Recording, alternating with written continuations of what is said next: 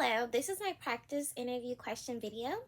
How I would start off my interview is basically by introducing myself. Well, my name is Tamara Wilson, and I have been in the early childhood education field for about 4 years now, and it has been the best 4 years ever. I wouldn't want to choose another profession. I feel that working in the early childhood education field has come with such a multitude of rewards. Being able to see my students excel has been the best gift for me. On top of me working with early childhood students for 4 years, I also had the opportunity to work with kids with autism. So I was an ABA therapist for 2 years, and this experience was absolutely amazing. I got to work with kids that were nonverbal. I got to teach them how to say just little sounds as buh. And I was so excited at those moments because to me that was them meeting a goal. You know, you go from not saying anything to actually saying small things as buh, or being able to say shh. Those are great things for me, and I take those all as rewards. And I also, just make me feel like I'm doing my job effectively. So with that being said, I love to go into classrooms that have that inclusiveness where you're able to have those kids with and without exceptionalities. When you have those children into one setting, I believe it brings on great benefits for the students. You're building that social, emotional development so that when they go out into the real world, they will know they see a child that is a person different than them. It's okay. They're unique in their own way. So I feel like inclusion has a lot of benefits as well in the early childhood education. And that's what I'm working so hard to get into a setting that I'm able to teach those students all in one setting so that we can help build our tomorrow doctors and nurses and teachers and just a variety of professionals in the future. My greatest reward as an educator is seeing my students overall succeed. This is the best gift to me because I feel like that I have accomplished my true job. Even if they just progress a little bit means a lot to me because I know that I put in the time, the effort, and the support to help that child progress. And that's the ultimate goal. Just basically understanding my why of being in the education field, which is basically to foster a loving environment where children of all ethnicities can come together to learn. And that's basically my motto. And I really implement that within my classroom and the students that I work with, and also with the parents, because that's the top priority for me. So I'm gonna start off with our questions we have here. The first question is, what drew you to the early childhood profession? So what drew me to the early childhood profession was actually my early childhood. Growing up, I struggled academically, and I had the pleasure of having some of the most encouraging and supporting teachers ever. And they ultimately built me into who I am today. So with that being said, I want to be able to foster those same values and instill them into children, especially those who struggle like I did. Question number 2. What do you consider to be a chief responsibility as an early childhood professional? I believe my chief responsibility as an early childhood professional is basically developing those strong relationships with your students, parents, and colleagues. I'm a strong believer in that saying, it takes a village to raise a child. With that being said, I feel that when you are able to build those strong relationships, you all can work together to set a goal for that child to succeed.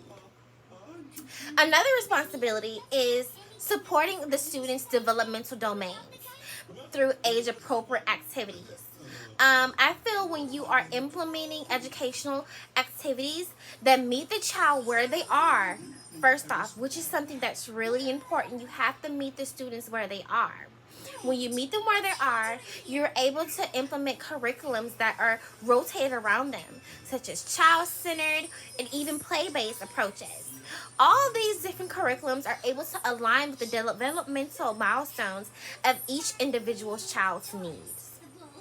All right. Question number 3. What is the role of collaboration in professional practice? Collaboration in professional practice involves working together with others to achieve common goals. And particularly in the field of early childhood education, I feel when you're building those relationships with families and colleagues, it helps to align educational goals and strategies between home and school, supporting the child's overall development.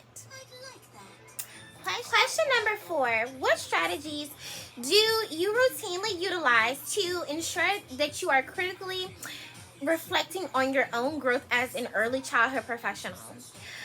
A strategy that I particularly utilize in is basically looking at my own strengths and my areas of weakness. I like to do things such as reflection journaling, which is one of my favorites. So I like to take a journal and just jot down some notes on things that I could improve in and things that I did really well. Like, say for instance, if I have a student that's struggling to count, and if this student is struggling to count to 10, I will put down how the way that I did it and the ways that I could particularly improve how this student can learn to count. So I would say I could improve by implementing counters or doing different strategies to help me to meet that child where they are. So I like to set those type of goals for myself. I also enjoy getting feedback from my colleagues, my managers, and directors. I feel like when I get that feedback, that's a moment of learning for me. Question number 5. Briefly describe an issue that might be the focus of a current or future advocacy effort. And explain why advocacy is a hallmark of professionalism in an early childhood field. I believe understanding advocacy in early childhood education involves recognizing the importance of supporting and promoting the needs and rights of young children, their families, and educators. Being an educator myself, I have learned the concept of diversity, equality, and inclusion and how important it is. Advocacy involves addressing and cutting down those barriers that hinders the access for quality education for children with and without exceptionalities. In my opinion, I believe there should be an increase in funding to support early childhood education programs. Um, this includes advocating for a better salary for educators, um, improving classroom resources, and expanding the access to quality programs for all children. By advocating for these needs, professionals help to ensure that children receive the best possible start in life. I feel that advocacy in the early childhood education field is very important because at this point you're able to help assist parents to advocate for their children, but then you as an educator, you're able to advocate for that family. So that means like being knowledgeable, making yourself accessible to the parents and their needs, and also referring them to whatever specialists that they may need, because as an educator, you are going to work with a variety of socioeconomic status families, and you want to make yourself as accessible as possible because ultimately this is a trait that makes you into a high quality educator, and that's my ultimate goal as I go into this career. As an educator, I feel like that it's very important that I advocate for my students, no matter the background or the ethnicity. I feel like me as an educator, I have to advocate for my students so that they can reach their full potential. And I always share that fact with my parents because I want them to know that I'm here to see their child excel, and that's my ultimate goal. So when I go from advocating, I mean, if the child's family is in need of something, I'm there to advocate them and support them within that with the proper resources, and vice versa. And also being just a person that's building a foundation for that child's overall learning is important. I have to make sure that I'm being as effective as possible, teaching, young children the fundamentals of learning. And it's always, social emotional development,